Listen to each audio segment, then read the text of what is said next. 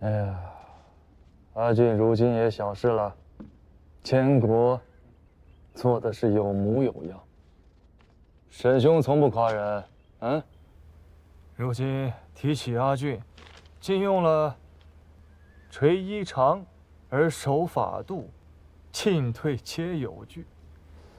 1、2、3、4、5、6、7，啊，整整12个字夸他。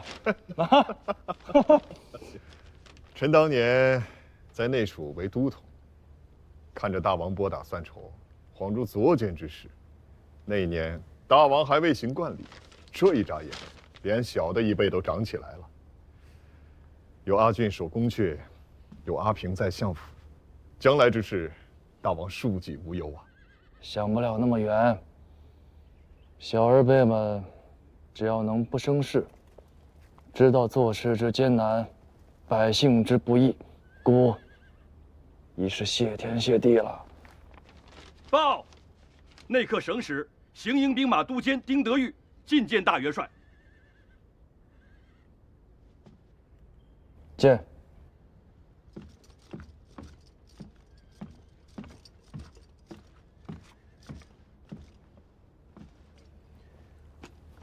参见元帅。都监免礼。敢问元帅，大军云集此处，逗留不进，却是何故？好叫都监知道，吴越与南唐交兵数十年，前后100余阵，打的其实不是兵马，而是运河。转运粮秣，调动兵力，水陆之费乃是陆路的1/10。只是吴越与南唐20多年来止息兵戈之后，这运河交界之处这一段，常年不用，多有淤塞，只需稍待些时日，便可疏浚一通。敢叫元帅知道，某家自从追随当今天子以来，临阵交兵，斩将夺旗，入川灭蜀，平定康贼之乱。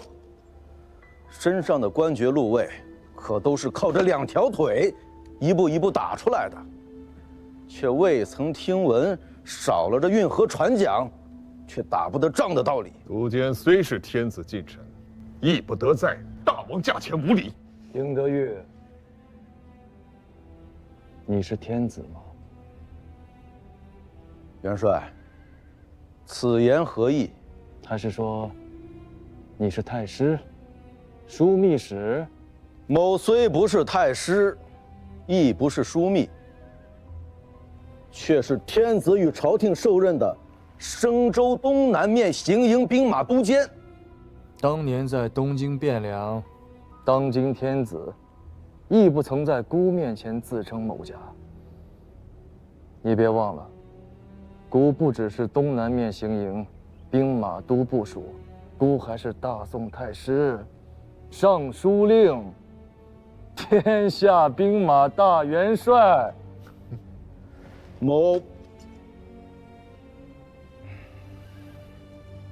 末将并不敢对元帅无礼，只是临行之时，受天子与朝廷所托，不敢怠慢军务，贻误军机。哦，受天子所托，拿给他看。你自家看清楚了，这上面是谁的字？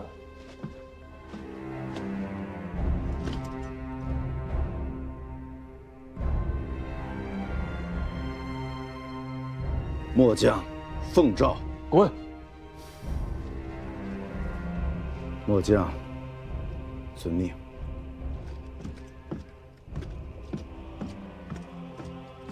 大王，此人虽不足大，却是天子和朝廷潜入军中的，需防着他受了羞辱，回京之后怕是无妨。此役乃是天子自家拨划，大军在此处休整，寻机而进，为的不只是等运河，孤还在等曹彬和潘美。公元974年冬，大宋水师沿长江东下，曹彬避实就虚，绕过江州，命潘美奇袭采石矶。是夜，宋军主力对南塘水寨发动总攻，南塘最后的防线在烈火中崩塌。此战焚毁战船200余艘，歼敌万余，金陵门户至此洞开。江州，龙翔军呐，朱令云呐，李元清呐，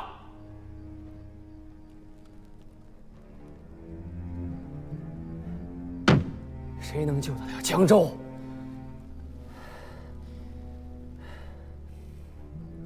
镇海军，镇海军，你到。命郑彦华率镇海军西调，无论如何一定要救下江州。陛下，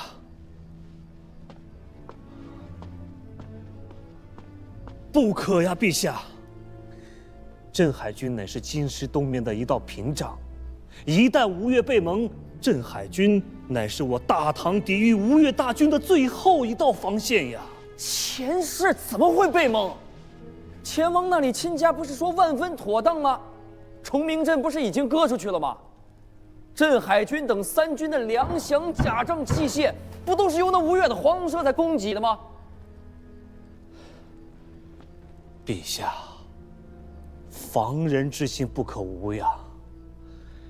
与吴越盟约是一回事，整顿军备、防其觊觎是另外一回事。京东之地，如今有3军镇守。故而前王才会屯兵于苏州，与宋国虚与委蛇。若是将镇海军西调，京师东面门户大开，前王的心思便难料。那你说怎么办？当初要朕割让崇明，以结好前世的是你；如今不让镇海军西调，以防备前世的还是你。话都让你说尽了，朕还能怎么办？陛下勿恼，前王的心思，其实一试便知。徐师傅，你说要如何是？黄龙社为3军提供粮饷、甲胄、器械，江阴军和常州军皆足数供给，只有镇海军、黄龙社的供给颇为不足。郑彦华以下诸将多有怨言，陛下可遣一使者，前往苏州出使军前，当面质问前王。若前王肯依盟约，为镇海军补足供给，则必无背盟屠我之心。若前王不肯，那镇海军万万不可西调。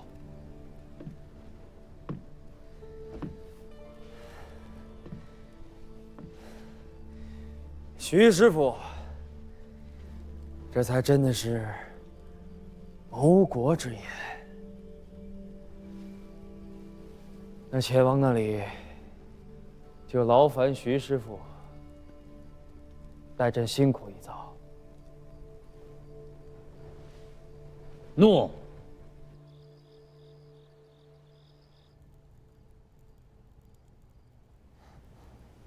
宋军破了江州水寨，可曾进入彭蠡湖？这却不曾说。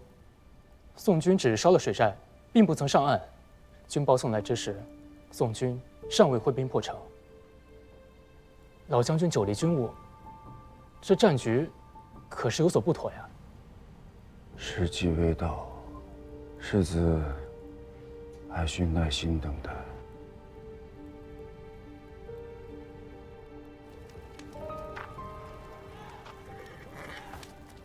前王不肯见老夫。吴越一军13州，举国皆为宋臣，而今2国交兵，若大王见了徐公，便是叛国之罪。徐公，请回吧。背信弃义呀！背信弃义！豫章小儿，背信弃义！豫章小儿，背信弃义！豫章小儿，背信弃义！豫章小儿，背信弃义！豫章小儿，背信弃义呀！儿道，也敢如此待我？背信弃义！不要动！不要动！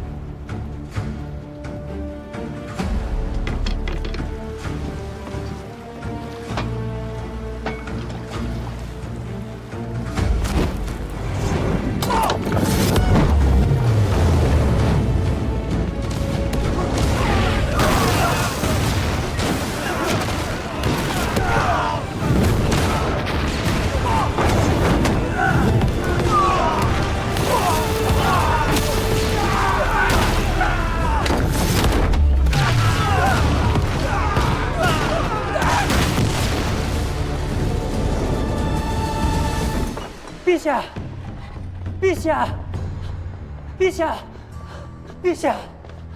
采石矶，采石矶，宋军克采石矶，距京师仅160里。你什么情报和准确？陛下，陛下，陛下，陛下，陛下，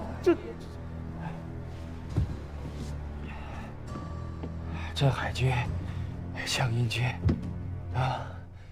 一并西调，往援采石矶。郑延华、白河州兵马都部署是解约。陛下，陛下，陛下，陛下，陛下！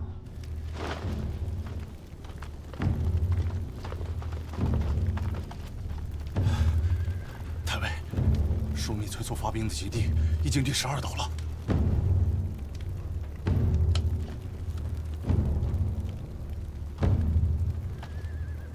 要死的人一刻都等不起。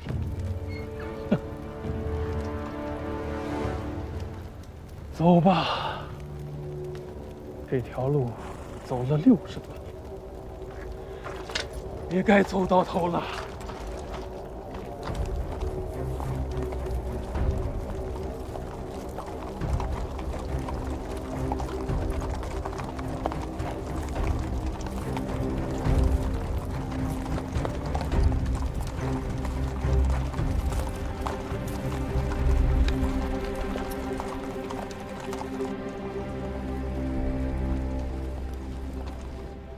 大王，郑延华动了。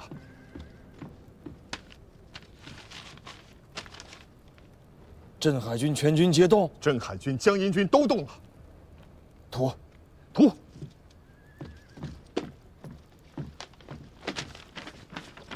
郑延华为河州行营兵马都部署，杜真为行营都监，两军全军西调。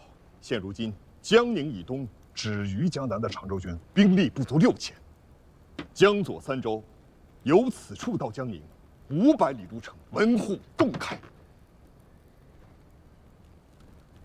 大王，古谚有云：“天欲福取，反受其咎。”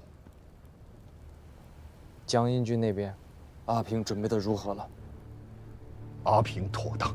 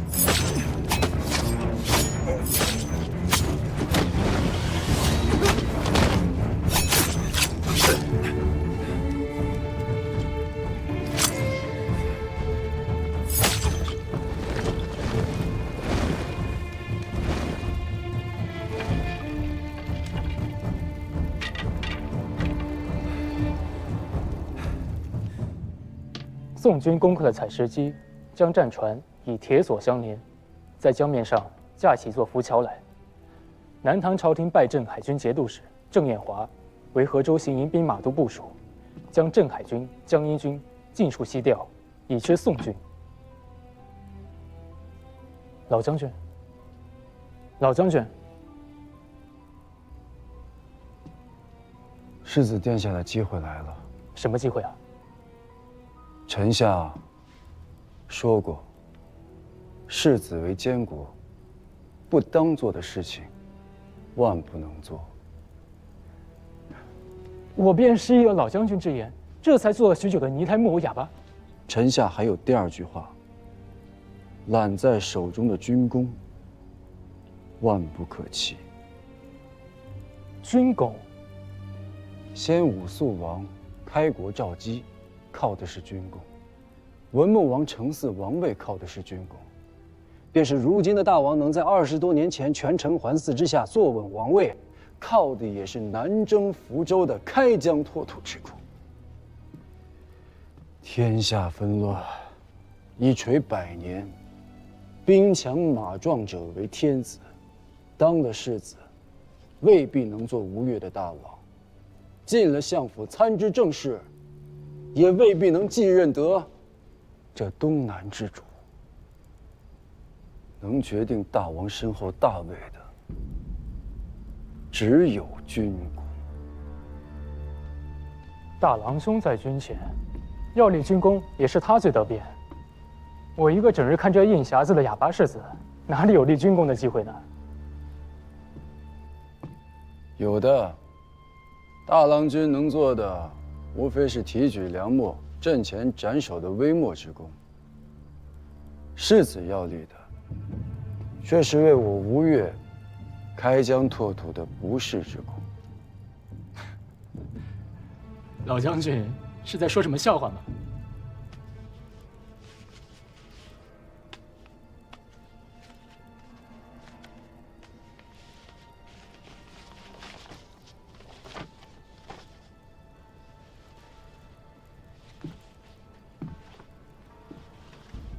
世子，请看。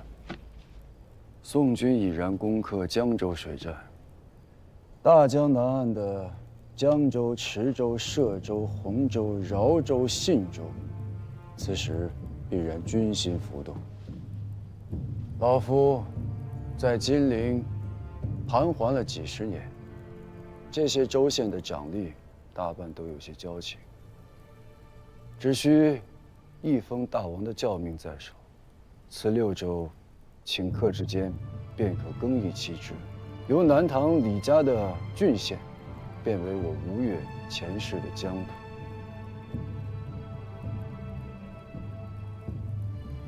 老将军切莫说笑。宋军兵锋，以抵采石矶，江右6州已是宋主的囊中之物。此时我吴越伸手去夺此6州，岂不成了虎口夺食？这哪里是向南唐拓土，这分明是向大宋拓土啊！老将军切莫说笑。宋军兵锋，以抵采石矶，江右6州已是宋主的囊中之物。此时我吴越伸手去夺此6州，岂不成了虎口夺食？这哪里是向南唐拓土，这分明是向大宋拓土啊！世子英锐，看得明白，只是世子忘了时间。时间？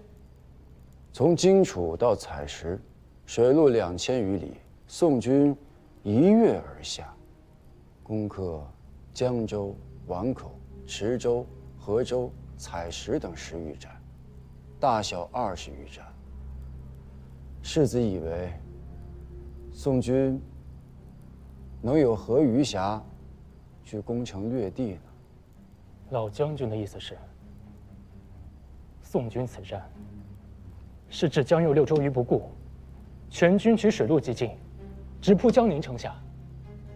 若老夫料得不错，此时江右6州各县城头之上，还挂着大唐的道旗呢。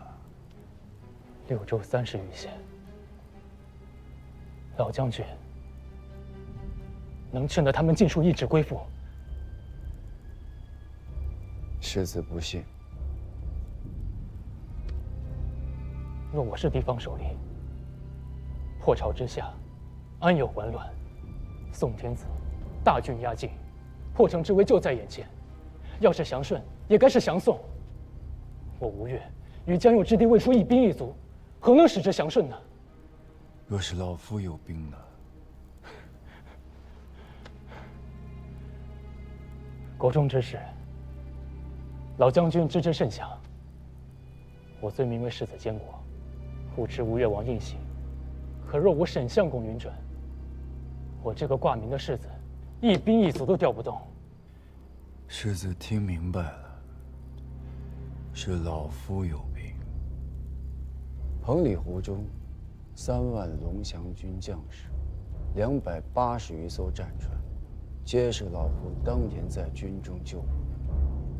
若老夫亲入彭里湖，只需一封加盖前王印玺的招降文告，这支兵马便是吴越的龙翔军了。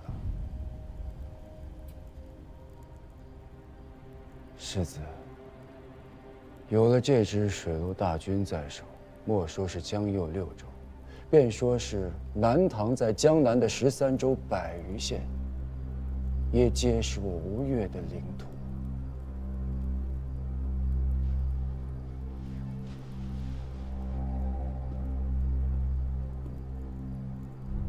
吴越5代大王，100余年征伐不断，也才只赚下了13个州的基业。而今，世子只需盖上一道印鉴，便可为吴越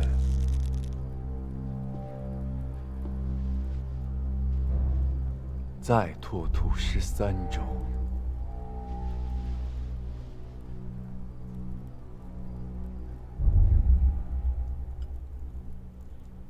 吴越这饮食如此寡淡吗？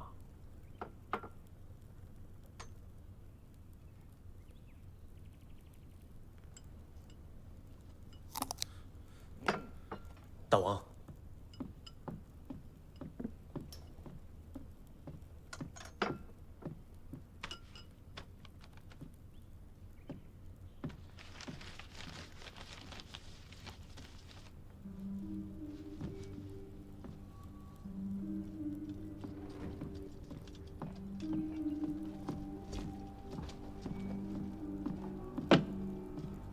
大帅，目击敌尺已修补得当。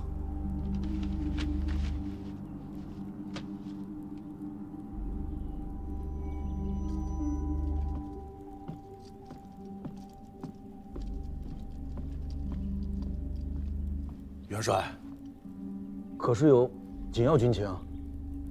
无甚大捷，小儿辈大破贼矣。好啊。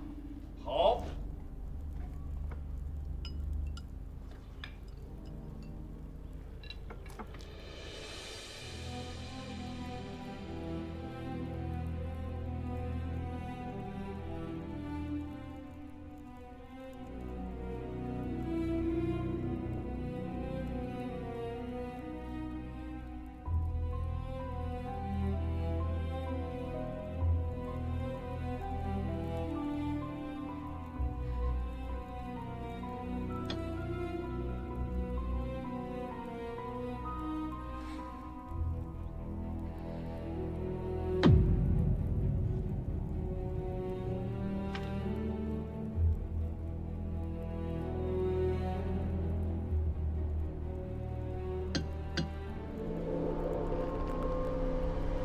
今日，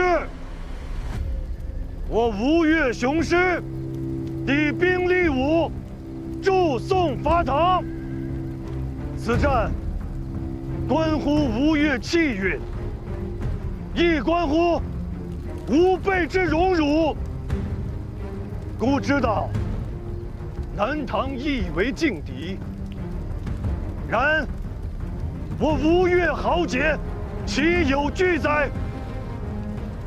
诸军当随孤奋力向前，克敌制胜，成吴氏之功业，建太平之殊勋。今刀锋出鞘，必直入江陵。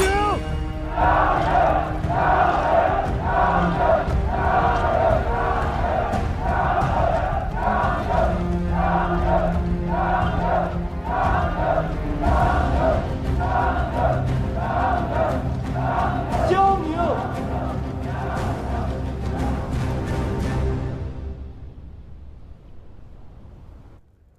老都头，国家要亡了。从武中王到当今天子，从大吴到大唐，前后91年，国祚巍巍。多少袍泽，斩头沥血，才撑起这一片锦绣江山。如今他要亡了。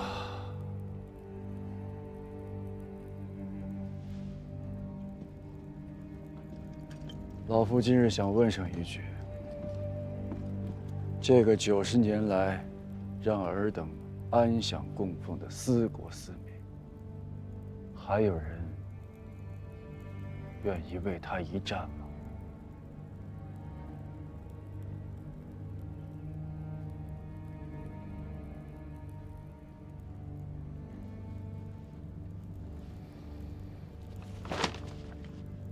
这是吴越钱家小儿的招降本告，上面压着吴越钱王的印玺。尔等当中，若想要寻得一条出路，只需告知老夫，老夫就把他送到杭州去食他钱家的俸禄，去苟全他的残生。老都头，您说的可是真的？自然是真的。你若想要活命，只管弃了兵权，去了杭州，高官厚禄不敢保，做个富家翁还是有的。可都想好了，现下留下来的，就全当自己是死人了。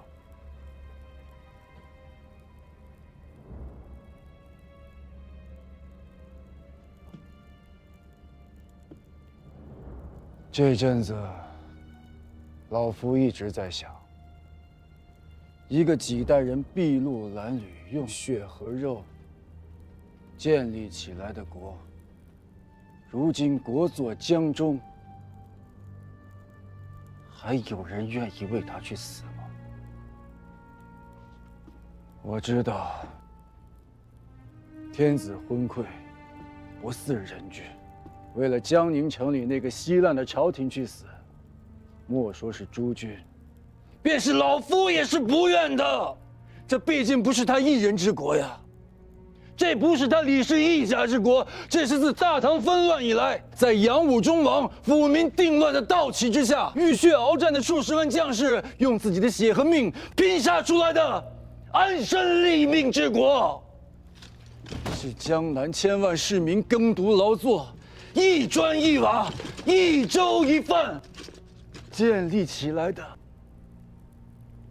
子孙绵续之国。先武中王崩殂那一年，老夫只有11岁，身量还没有手中的木枪高，被选入黑云长剑都，只配给老王牵马。那一年出征，老王在马上，老夫在马下。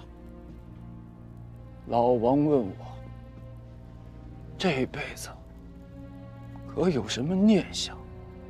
我说，能吃饱，能吃肉，活着能有一间屋，死了能有一垄坟。那时候小啊，尊卑都分不清楚。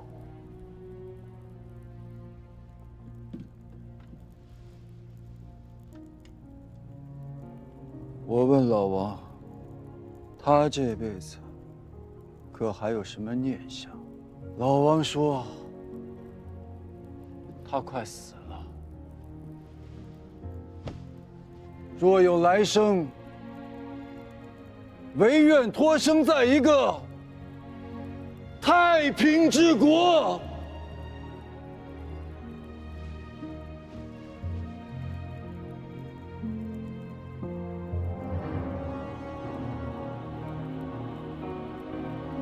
为了这样一个国，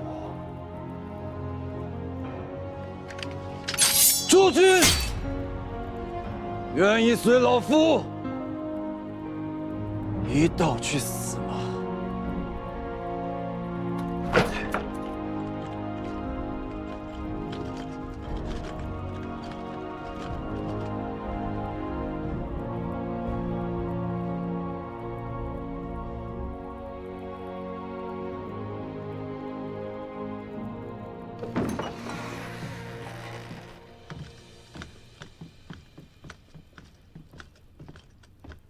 相公，你如何来了？这宫中有何不妥吗？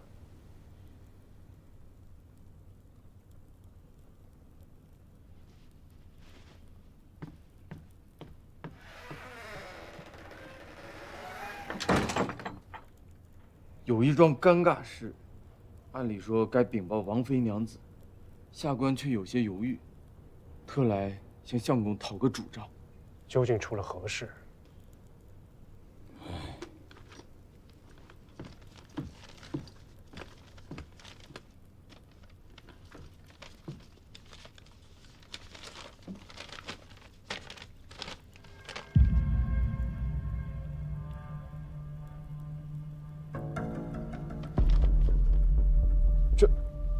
这是何时的事情？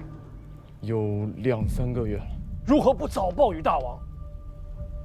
秦从都的茬子不识得他，又是国舅引进来的人，只是年纪高大些，下面的人心里嘀咕，却不敢擅作主张。若不是前几日我查阅文牍，发现此事，传了秦从都的人来问，连我都要蒙在鼓里。能确认是他吗？人我并不曾亲见，只是那般的年纪，又是那般的形容体貌，外间的秦淮社眼妆又能任他去用。除了此人之外，实在是想不出还有何人能有这般本事。你呀，你误了大事了。要禀报王妃娘子吗？这已不是家事，是国事。不会闹个……慎言。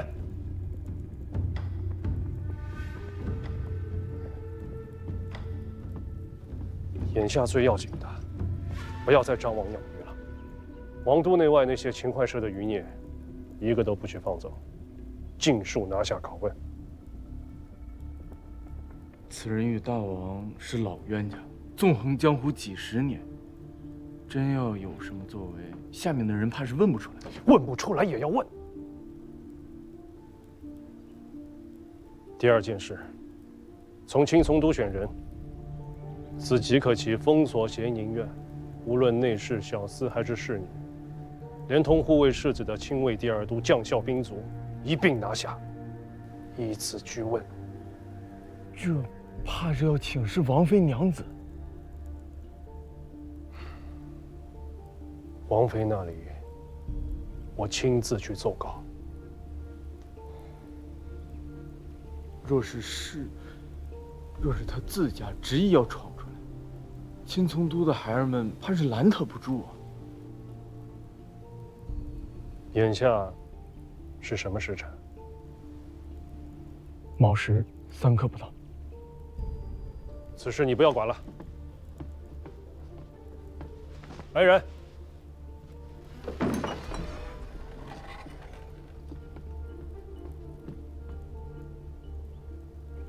今日有几份急札，去咸宁院请世子过府用玺。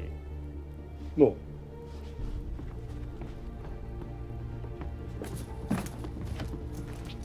相公辛苦，余下的事下官去做。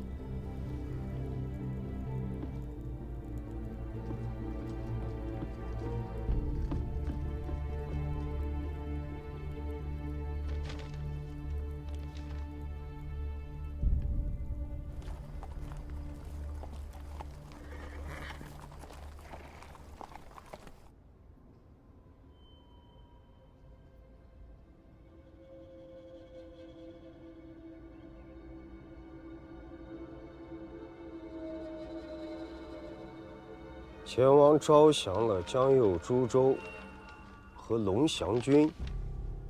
正是，老夫为行营都监，奉前王之命，与元帅合兵江上，共击江宁。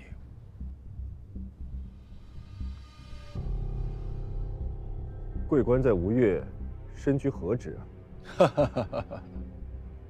老夫年迈，平日无所执掌，挂一个环卫官的名衔，在西府荣耀而已。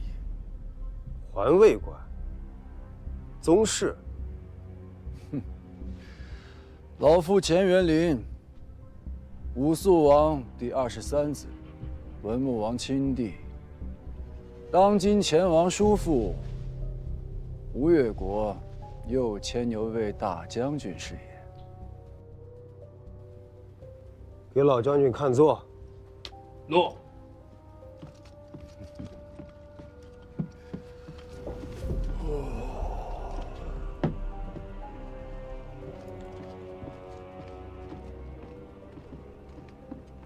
本帅南来之前，却未曾见前王向天子奏明此事。本来老夫也是不愿意理这些俗事的。元帅大军来得太快，主领军的龙翔军位于元帅的威名，不敢贸然出来请降，这才一纸书函送到王都。老夫与朱令晕之父朱匡业乃是旧交，念在救人之谊，才勉为其难。遣使赴升州东南面行营，取了前王教命，又日夜兼程赶赴饶州，取了龙翔军的兵权。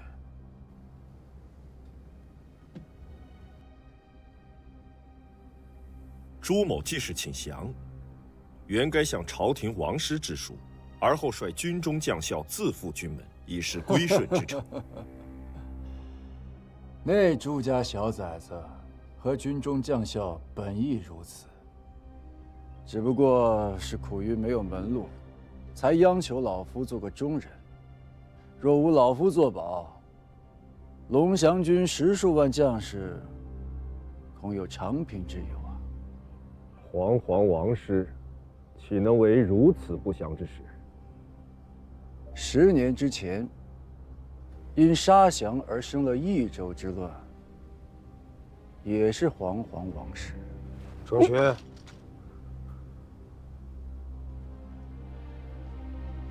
老将军也别激动，暂且回偏帐歇息。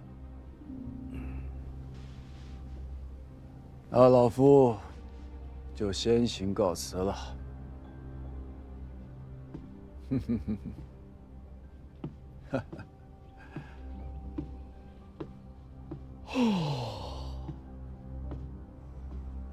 这中间隔着李氏10余万兵马，联络不畅。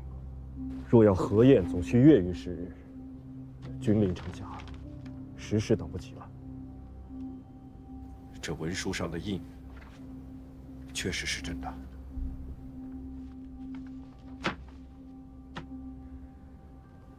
虚职环卫官，取了龙翔军。这一天脓疮生在后面，总是不自在。左右要把他接了。元帅这是打定主意了。早早处置了，合兵江宁城下，了却了这一桩战事。相公，到底出了何事啊？是啊，我也想问问世子，究竟出了何事？相公说的话，为俊听不明白。那我就说得明白些。这些日子，世子与那李元清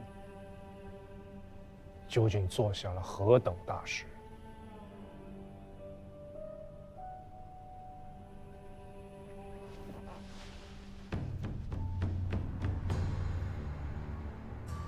真的做了？只是一份照相文告而已。哦，还有一些除兽札子，没有相公签押，在国中是不能用的。将佑6州，原来相公都知道。还有龙象郡。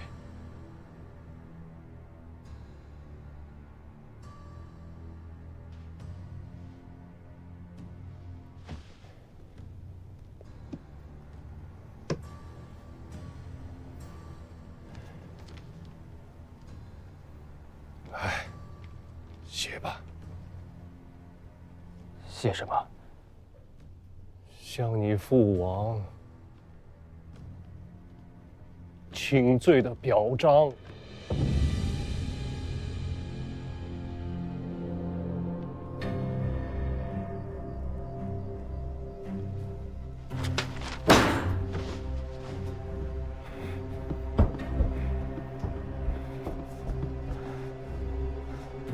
陈阿佑，诺。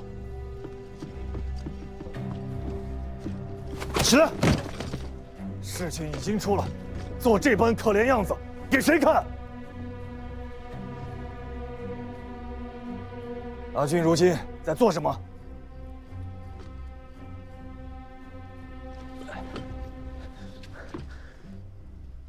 沈相公收了大王印玺，将世子交回颐和园，由王妃娘子管教。你阿爹与李元清盘桓了半辈子，何尝吃过他半份亏来？偏你这般糊涂，被人算计了还帮人数钱。我平日里看你也是个有心思的，怎么都用到这些旁门左道上来？儿子也是立功心切，想要为阿爹分忧，为吴越透土。这般浅显至极的伎俩，那李元清拿去骗你大哥，被阿平一眼识破，却又将计就计，反而让他吃了个大亏。你说你平日里处处与你大哥攀比，却怎不知学着点大哥的好处？儿子自知没有大郎兄那般文韬武略，做了营天使，随后入相府做大参，出使京师，随军提调良资转运，朝野上下无不称颂。儿子也想成为那样的人。阿娘，儿子甘愿辞去世子之位，请阿爹和阿娘顺应内外人心，让大郎兄正位世子。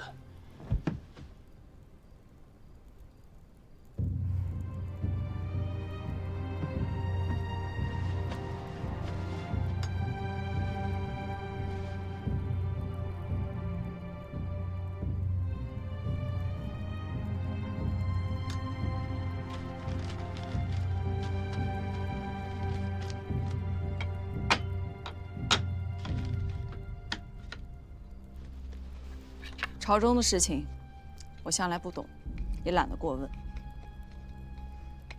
你的世子是你阿爹封的，要辞，当面向你阿爹去辞。做下这般蠢事儿，王都是待不下去了。拿上这封书函，军前寻你阿爹去吧。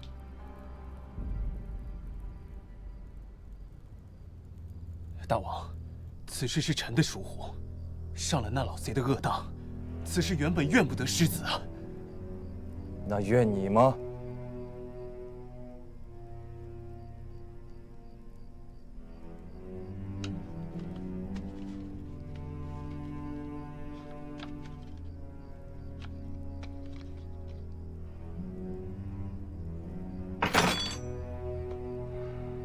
你自家捅出的篓子，自家去收拾首尾。诺。李元清苦心孤诣，布下这般大的一个局，难道真的是为了将龙翔军和江右六州拱手献于孤吗？此人，孤自幼知其甚深，称他一句国士，亦不为过誉。他不惜忍辱负重，在杭州向阿俊俯首称臣，所图者，可不仅仅是我吴越国。如今南唐朝廷上上下下真正的死敌，是占据了宛口和采石矶，在长江上搭起浮桥的朝廷大军，还不快去！诺。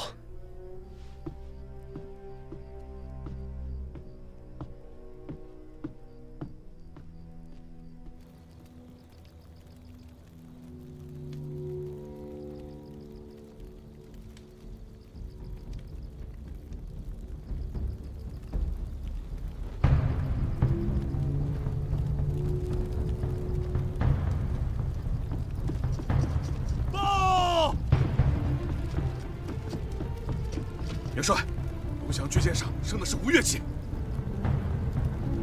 钱家那位宗亲何在？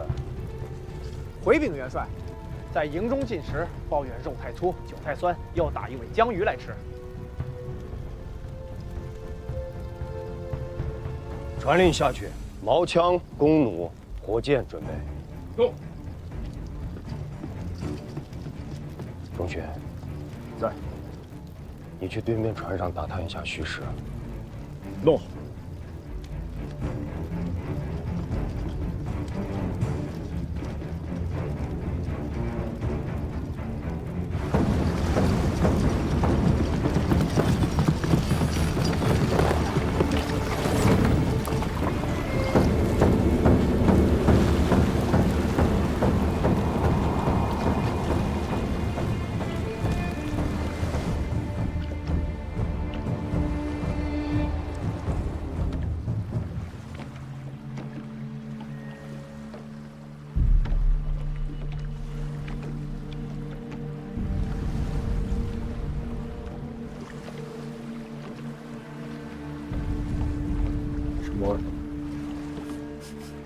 太尉，江面上有东西。这也有。太尉，谋祸有。撤！快撤！撤！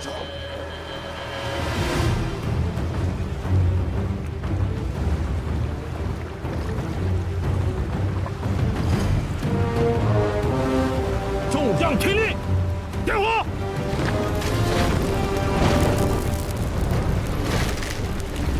起箭！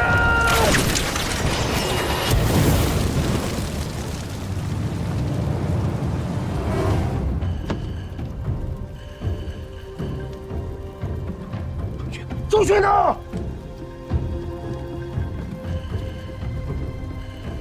回禀元帅，太尉围着军舰守卫。那前世宗亲，给老子带上来！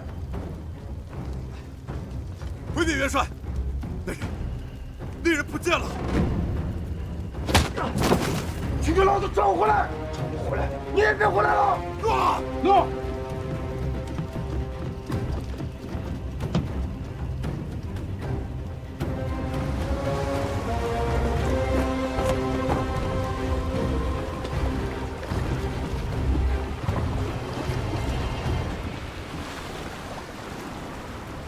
传令下去，命后面的船只掉头张帆，全速回撤。前排的船由横阵变为纵阵，后排的船从侧面包抄。进攻！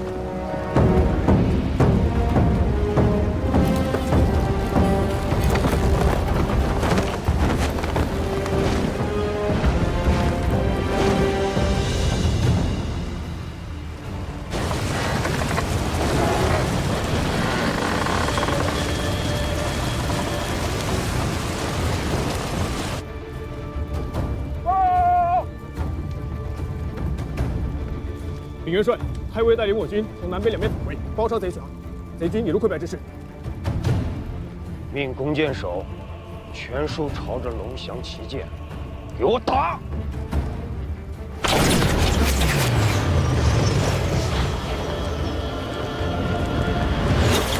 别去，快一别！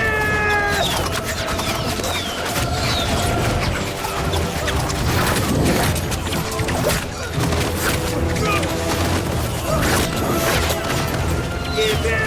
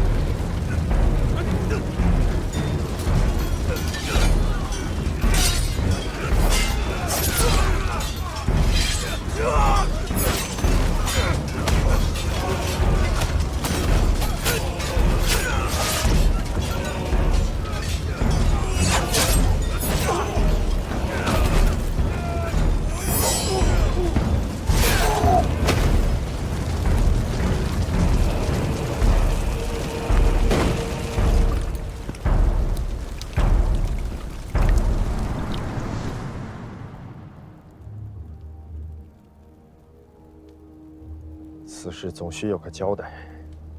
你想要什么样的交代？又想让谁给你交代？这上面的印玺，总须做不得假。报！启禀元帅，镇东、镇海两军节度副使吴越国使臣孙承佑求见元帅。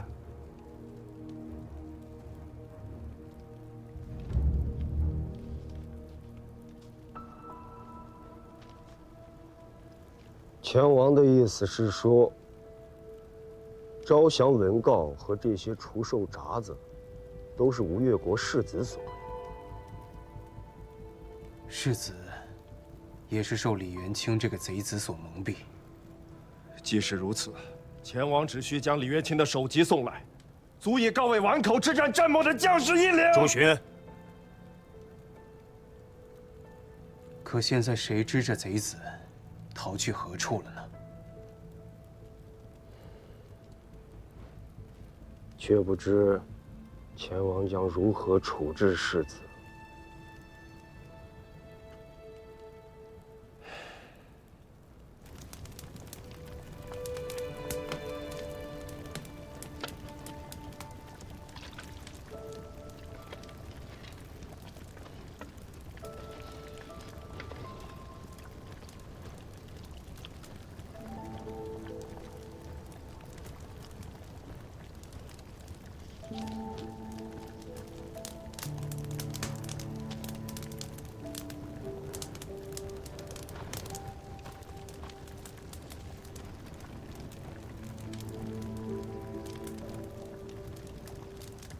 知道我像你这么大的时候，在做什么吗？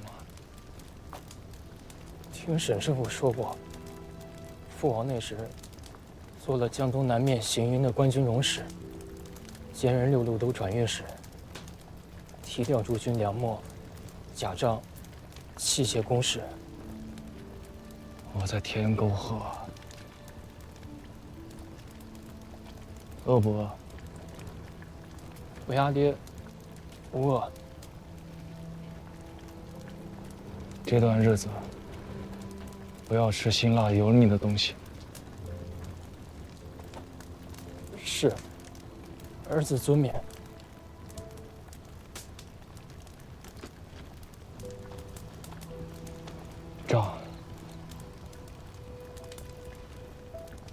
张四使。多。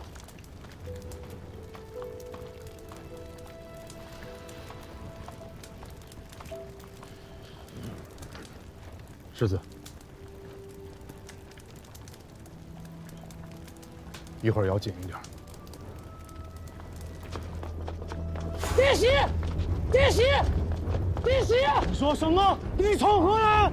山，好多山，到处都是。弟媳，弟媳！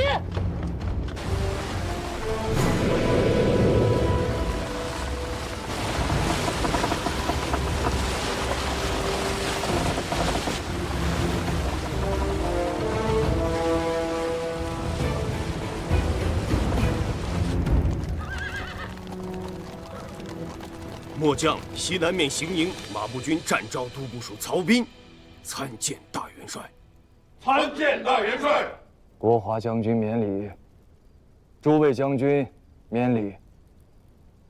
请入座。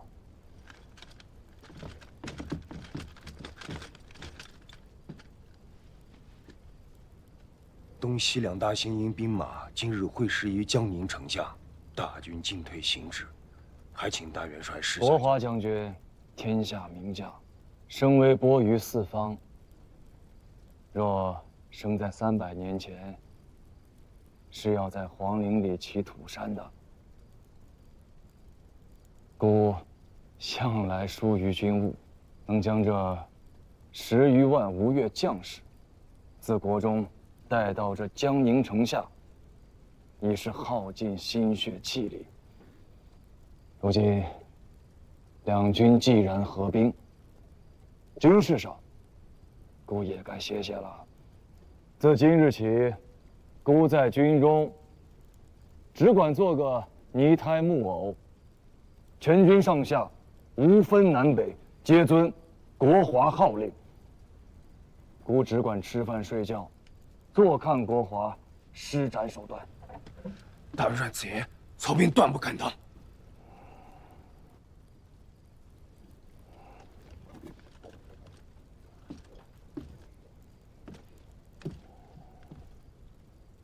你当得起？孤的儿子给国华和众巡惹下了如许大的一番祸事。若非诸将戮力同心，更兼有国华这样不世出的将才，一日再临汴梁，孤食无颜面再朝天子。大元帅言重要。自今日起，军中之事皆付国华，孤不负御闻。